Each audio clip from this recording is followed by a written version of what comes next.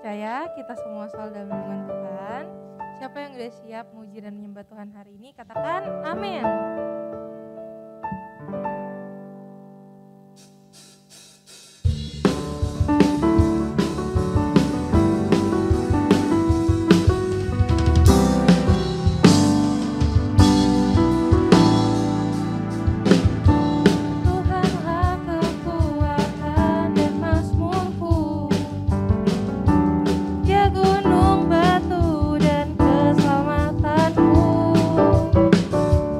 Hanya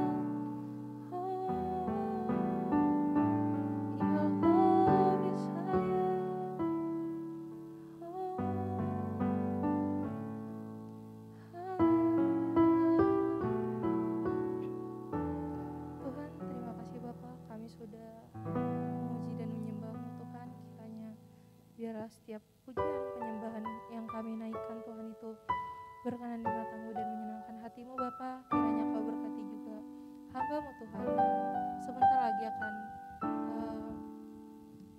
men-sharingkan firman-mu Tuhan. Biarlah kiranya Tuhan berikan hamba-mu hikmat dan adik-adik yang mendengarkan juga Tuhan, agar setiap isi hati-mu yang akan disampaikan dapat kami mengerti Bapa dan menjadi rema dalam kehidupan kami. Terima kasih Tuhan Yesus yang baik, kami sudah berdoa dan mengucap syukur. Haleluya, amin. Shalom teens, apa kabarnya semua? Aku percaya kita semua dalam kondisi sehat ya.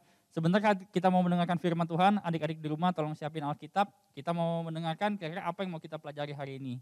Ya, jadi hari ini kita mau belajar tentang humble, be humble. Apa sih artinya humble? Ya, adik-adik udah di rumah udah pasti tahu ya, humble itu artinya rendah hati. Ya, kita mau belajar humble dari kisah Alkitab. Kira-kira menurut adik-adik siapa sih tokoh yang mau kita bahas hari ini mengenai rendah hati atau humble? Ada yang tahu? Hari ini kita mau langsung belajar dari Tuhan Yesus. Ya, bacaan Alkitabnya ada di Yohanes 13 ayat 1 sampai 20. Ya, Yohanes 13 ayat 1 sampai 20. Adik-adik boleh buka dari rumah. Dan aku mau bacain di sini di Yohanes 13 ayat 4 sampai 5 ya. Mari kita baca. Lalu bangunlah Yesus dan menanggalkan jubahnya. Ia mengambil sehelai kain lenan dan mengikatkannya pada pinggangnya. Kemudian ia menuangkan air ke dalam sebuah basi dan mulai membasuh kaki murid-muridnya, lalu menyekanya dengan kain yang terikat pada pinggangnya itu. Ya, jadi kita hari ini belajar ya dari tokoh Alkitab itu dari Tuhan Yesus sendiri. Di sini menceritakan pada waktu itu Tuhan Yesus tuh membasuh kaki murid-muridnya. Apa sih kira-kira yang bikin heran? Kenapa? Emang apa yang aneh dengan sikap Tuhan Yesus itu gitu loh? Kenapa merupakan kejadian yang besar atau hal yang besar ketika Tuhan Yesus membasuh kaki murid-muridnya? Menurut adik-adik kenapa? Ya, jadi kenapa hal ini merupakan hal yang harus kita pelajari adalah karena begini. Posisinya di sini adalah Tuhan Yesus pada waktu itu adalah seorang guru. Ya kan? Tetapi dia itu mau untuk membasuh, ya kalau bahasa kita mau untuk mencucikan kaki murid-muridnya. Ya kan suatu hal yang sangat luar biasa ya. Seorang guru kan kalau kita dalam posisi gitu ya, guru kan itu ada di atas, kemudian di bawah itu baru murid-muridnya. Tapi satu hal yang luar biasa yang kita pelajari di sini adalah Tuhan Yesus tahu mau merendahkan dirinya, ya, yang tadinya dia seorang guru, meskipun dia seorang guru, tapi dia mau untuk membasuh kaki murid-muridnya. Kan namanya kaki kan pada waktu itu ya, pada zaman itu kan nggak ada mobil, nggak ada kereta. Jadi orang kalau kemana-mana ya otomatis ya harus jalan kaki. Ya minimal ya naik keledai atau naik kuda gitu loh. Nah namanya namanya jalan kaki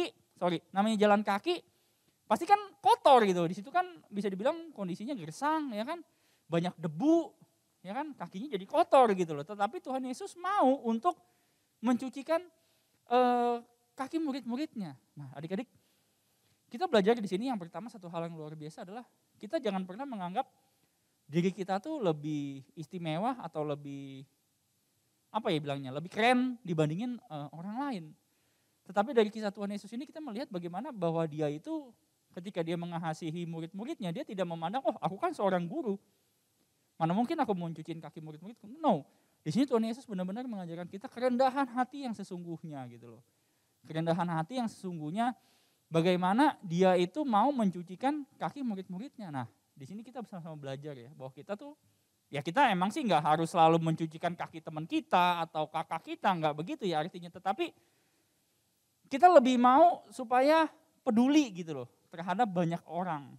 Kita nggak peduli orang itu siapa, sebagai apa, kastanya apa, segala macam kita nggak peduli. Tetapi selagi kita bisa melayani mereka dengan baik, kita layani mereka. Nah di sini Tuhan Yesus belajar. Nah, kemudian yang berikutnya aku membagikan. Apa sih ciri-ciri orang humble? Apa sih ciri-ciri orang rendah hati? Ciri-cirinya yang pertama adalah gini.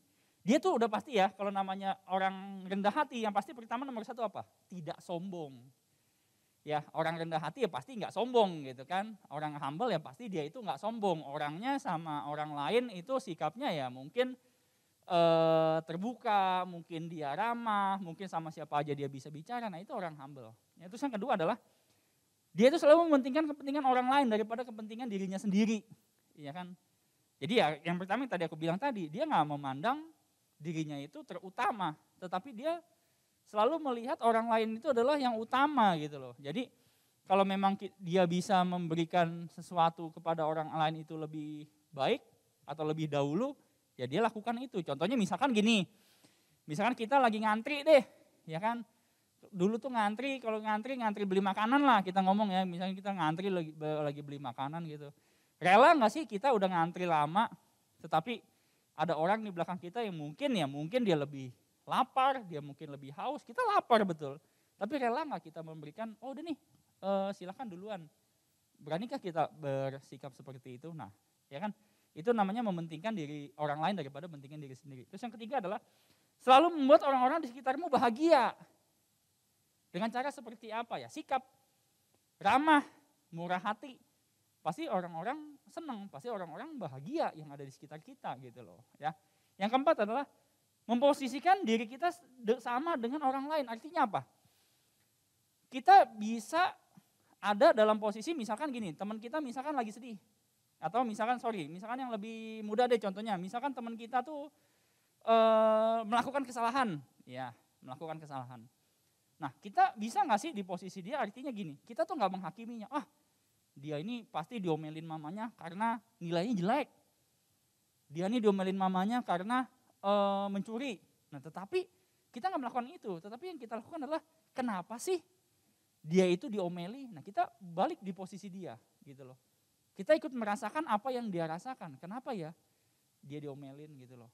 Nah jadi kita nggak menghakimi dia gitu loh, tetapi kita mau merasakan apa yang dia rasakan gitu loh. Jadinya itu yang membuat kita tuh nggak menghakimi. Ya. Kemudian yang kelima adalah selalu bersyukur atas apapun yang kita miliki. Ya. Jadi namanya orang humble tuh dia tuh bisa dibilang jarang mengeluh. Orang rendah hati tuh pasti banyak bersyukur karena dia tahu, dia percaya bahwa segala sesuatu yang boleh terjadi dalam kehidupannya adalah seizin Tuhan. Dan dia percaya Tuhan merencanakan sesuatu hal yang baik dalam kehidupannya. Amin. Ada bacanya di Filipi 2 ayat 3. Adik-adik boleh baca di rumah, di sini aku bacakan.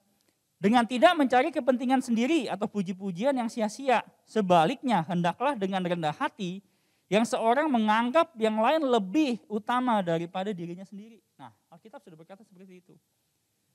Jangan kita mencari kepentingan sendiri dan puji-pujian yang sia-sia gitu loh. Kita nih siapa sih gitu loh. Kalau nggak ada Tuhan juga pun kita nggak bisa jadi orang yang hebat, nggak bisa jadi orang yang berhasil.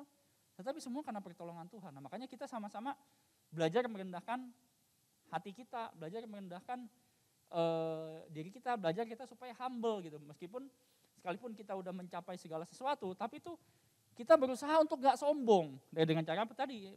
Selalu bersyukur. Dengan kita bersyukur kita tahu bahwa segalanya itu adalah pemberian dari Tuhan. Nah, kalau tadi kita belajar contoh kan dari Tuhan Yesus ya. Dari Tuhan Yesus, kita mau belajar nih sekarang. Aku ambil satu tokoh ya dalam kehidupan sehari-hari lah. Maksudnya dia ini ada gitu loh. Dia ini ada, masih ada orangnya dan dia tuh ketika aku membuat materi ini, aku baca kisahnya dia tuh menginspirasi sih untuk kita semua belajari. Ya, siapa dia? Ini bagi yang adik-adik di rumah yang mungkin hobi nonton sepak bola ya atau hobi main sepak bola mungkin tahu dia. Kita akan lihat kisah N'Golo Kante. Ya.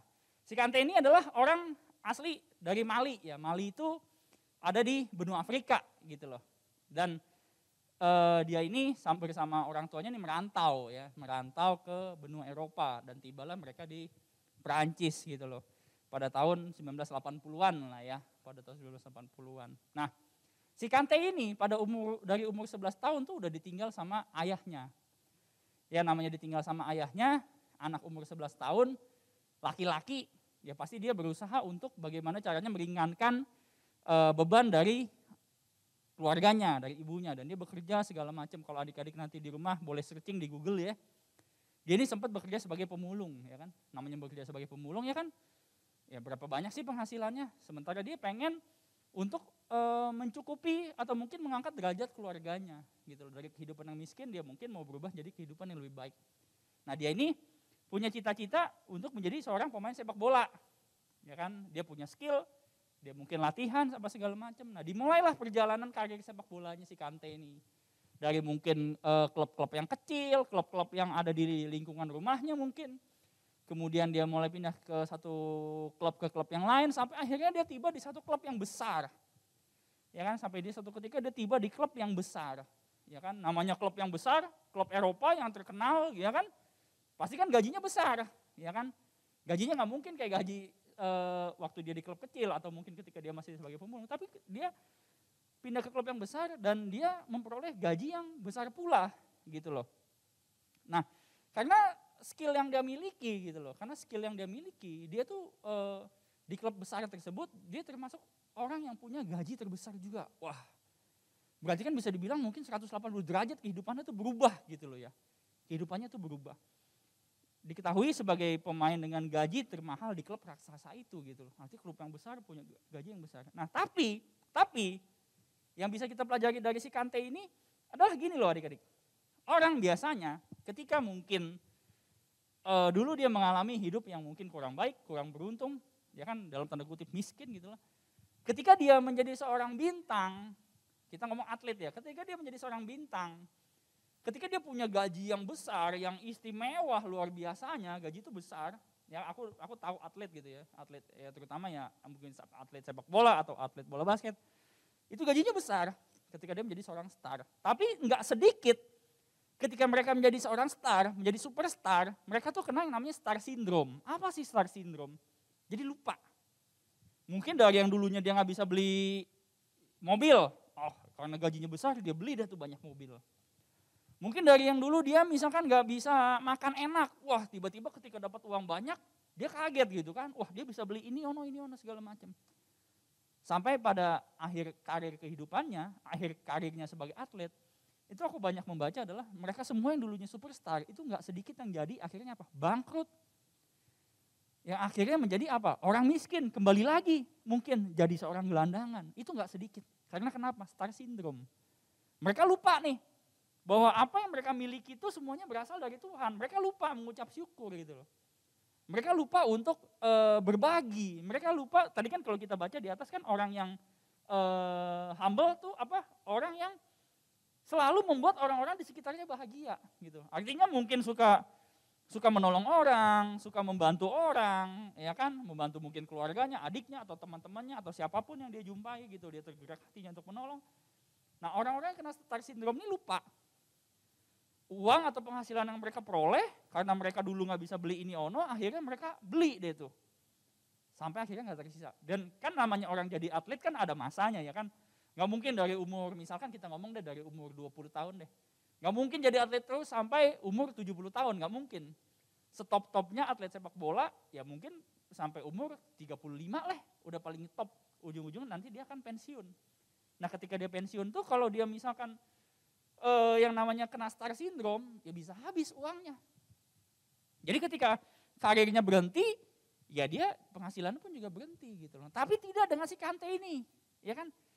Kalau kalian searching ya, kalian lihat di Google, wah ini orang mobilnya pun masih dibilang mobil yang biasa-biasa aja gitu loh. Mobil yang nggak mewah-mewah banget, dia mampu beli itu loh. Dia mampu beli itu, tetapi ya mungkin dia pikir dia mau membantu keluarganya, mungkin dia mau membantu orang di negaranya kan bisa kalau kita tahu kan negara di Afrika kan banyak yang negara-negara miskin ya. Nah mungkin dia mau bantu negaranya, orang-orang di tempat kelahirannya dia gitu loh. Di sini dikatakan apa? Sesudah menjadi orang yang terkenal, ya kan, dia tetap rendah hati meskipun telah sukses. Wah, ya kan adik-adik. Rendah hati meskipun telah sukses, padahal dulu hidupnya nggak enak. Kante ini nggak kena yang namanya star syndrome karena dia tahu, ya kan, dia tahu dan dia berkata seperti ini. Untuk mencapai tingkat ini semuanya tergantung pada berkat Tuhan. Artinya dia mengakui bahwa apa yang dia dapat di sini, apa yang dia dapat dalam kehidupannya itu semua karena Tuhan. Dan ketika dia menyadari itu dapat dari Tuhan, dia tuh nggak sombong. Ketika dia tuh tahu Tuhan yang menolong kehidupan dia, Tuhan yang mengangkat derajat dia dari seorang pemulung menjadi superstar, dia akan menyembah Tuhan, dia akan memuliakan nama Tuhan gitu loh. Dia nggak jadi sombong. Nah di sini dikatakan apa? Ada teman satu klubnya ya berkata bahwa apa? Semua orang menyukai N'Golo Kante. gitu loh. Dia adalah rekan setim yang hebat dan orang yang hebat. Nggak cuma dicintai sama orang-orang dekatnya, bahkan lawan mainnya pun, ya kan, lawan dari klub lainnya pun hormat sama dia, respect sama dia. Karena dia orang yang rendah hati, dia mau bergaul sama siapa aja. Ya kan? Nah itulah adik-adik kita bisa belajar. Yang pertama dari Tuhan Yesus, dia mau merendahkan dirinya, dia seorang guru, tapi dia mau mencucikan kaki murid-muridnya. N'Golo Kante, yang tadinya seorang pemulung, dia jadi superstar, tapi dia mengucap syukur, dia nggak sombong, dia tetap rendah hati, dia disukai temannya, dia disukai lawan-lawannya dalam pertandingan. Nah itu akibat dari sikap rendah hati. Nah, apa sih dampak dari sikap humble? Yang pertama tadi itu, punya banyak teman, ya kan kita udah bahas. Akan punya banyak teman. Karena orang lain ya yang melihat mungkin adik-adik di rumah sebagai orang yang humble atau rendah hati, iya ya, benar juga ya. Ternyata Helena orangnya rendah hati ya. Enak loh berteman sama dia tuh nggak sombong. Nah, jadi banyak teman, mungkin banyak yang mau cerita, banyak yang mau curhat, apa segala macam. Yang kedua adalah mendapat respect dari orang lain. Kan kalau orang sombong kan mungkin kan jalannya nanggak terus ke atas ya. Dia nggak mau lihat ke bawah gitu loh, kalau dia ada batu kesandung jatuh. Ya kan? Tapi orang yang rendah hati ya mungkin dia jalannya biasa-biasa aja, dia nggak merasa aku nih istimewa, dia nggak merasa aku nih orang keren apa enggak, dia biasa aja. Gitu loh. Karena itu dia ngomong sama siapapun mungkin dari ngomong sama direktur, sampai dia ngomong misalkan sampai sopir, ngomongnya ya sama-sama aja gitu loh. Maksudnya nggak jadi berubah gitu loh. Nah itu orang rendah hati. Yang ketiga adalah apa? Disukai banyak orang. Akan disukai banyak orang. Ya, di Lukas 14 ayat 8 dan 9 berkata seperti ini. Kalau seorang mengundang engkau ke pesta perkawinan, janganlah duduk di tempat kehormatan. Sebab mungkin orang itu telah mengundang seorang yang lebih terhormat daripadamu. Supaya orang itu yang mengundang engkau dan dia jangan datang dan berkata kepadamu, berilah tempat ini kepada orang lain, lalu engkau dengan malu harus pergi duduk di tempat yang paling rendah. Nah itu, firman Tuhan ini mengajarkan apa? Jangan menganggap diri kita itu paling istimewa, jangan menganggap diri kita itu paling keren. Tetapi anggaplah diri kita ini orang yang biasa-biasa aja. Ketika orang lain respect sama kita, ya kita mungkin akan diangkat. Gitu. Kita mungkin akan, yuk duduk yuk sama aku, paling depan sama yang punya pesta. Dibandingin yang tadi gitu, udah duduk pede-pede di depan, gak taunya tempat duduknya punya orang lain, kita disuruh pindah ke tempat yang lebih jelek. Nah, malu gitu ya, lebih baik jadi orang yang rendah hati, jangan sombong.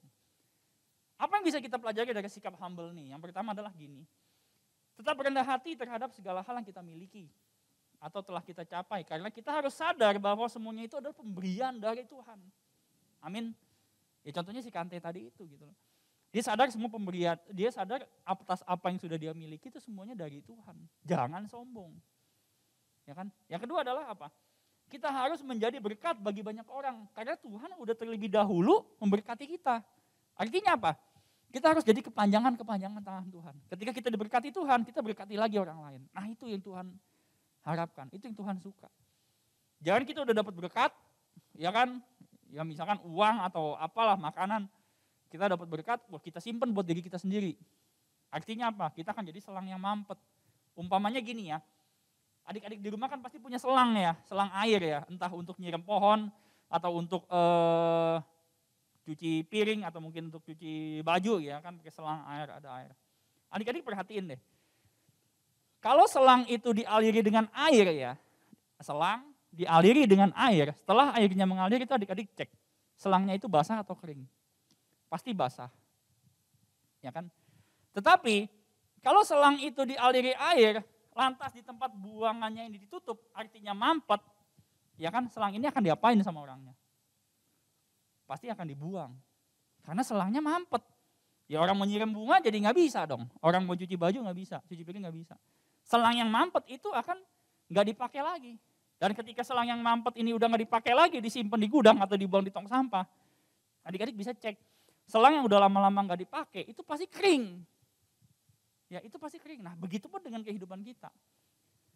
Kalau Tuhan masih memberkati kita banyak, baik itu berkat keuangan kah, berkat kesehatan kah, ya kan makanan kah, kepintaran kah, itu kita harus membagikannya lagi ke orang lain. Dan kita akan terus mendapat aliran berkat itu dari Tuhan. Tetapi kalau kita mampet, jadi selangnya mampet, Tuhan udah gak mau pakai. Dan jadinya apa? Kitanya kering. Ya kan? 1 Yakobus 4 ayat 6 berkata seperti ini. Tetapi kasih karunia yang dianugerahkannya kepada kita lebih besar daripada itu. Karena itu ia katakan, Allah menentang orang yang congkak, tetapi mengasihani orang yang rendah hati. Tuhan gak suka sama orang congkak. Tetapi Tuhan suka sama orang yang rendah hati.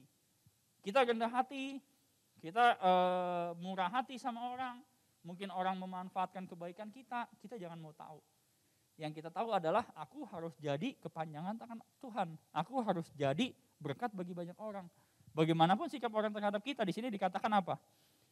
Tetapi Tuhan mengasihani orang yang rendah hati, Tuhan yang bela. Amin. Tuhan yang tolong. Nah, jadi adik-adik, hari ini kita belajar satu hal baru ya tentang humble, tentang rendah hati. Mungkin kita sebelumnya nggak tahu atau kita mungkin tahu tapi ya mungkin kurang kita praktekkan gitu. Mulai sekarang praktekin. Jadi orang yang rendah hati. Jadi orang yang ringan tangan. Ringan tangan artinya mau membantu orang tua kah? Membantu adik kita kah? Membantu kakak kita kah? Siapapun itu yang bisa kita bantu. Ya, jadinya orang melihat kita bukan orang yang angkuh, bukan orang yang sombong. Terutama ketika kita mendapatkan berkat dari Tuhan. Oke adik-adik, ini aja yang hari ini aku mau sharingkan tentang be humble. Ya, kira-kira supaya pengetahuan kita tentang karakter bertambah lagi. Kalau 2 minggu lalu kita ngomong brave part 1, part 2, minggu ini kita bicara tentang humble. Kita semakin banyak mengerti hal-hal tentang karakter. Mari kita berdoa. Bapa, terima kasih hamba-Mu sudah selesai menyampaikan sharing firman Tuhan hari ini. Biar kiranya ya Bapa, biar apapun yang hamba-Mu sampaikan Tuhan, boleh Tuhan perlengkapi dengan hikmat ya Bapa.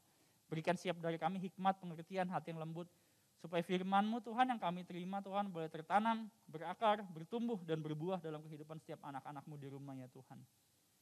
Jagai terus Tuhan anak-anak-Mu, berkati mereka dengan kesehatan, hikmat serta selalu kepintaran ya Tuhan. Tutup bungkus rumah demi rumah dengan kuasa darah-Mu, berkati orang tua demi orang tua Tuhan dengan kesehatan, berkat yang melimpah-limpah ya Tuhan. Dan pakai Tuhan generasi Yeremia ini Tuhan menjadi generasi yang menyembah-Mu, menjadi generasi yang humble, menjadi generasi yang memuliakan nama-Mu, serta menjadi generasi yang menjadi berkat bagi banyak orang. Terima kasih Tuhan, kami serahkan doa kami ke dalam tangan-Mu. Di dalam nama Yesus kami sudah berdoa dan mengucap syukur. Haleluya. Amin. Oke, terima kasih adik-adik. Kita ketemu lagi di waktu yang akan datang. God bless you. Bye-bye.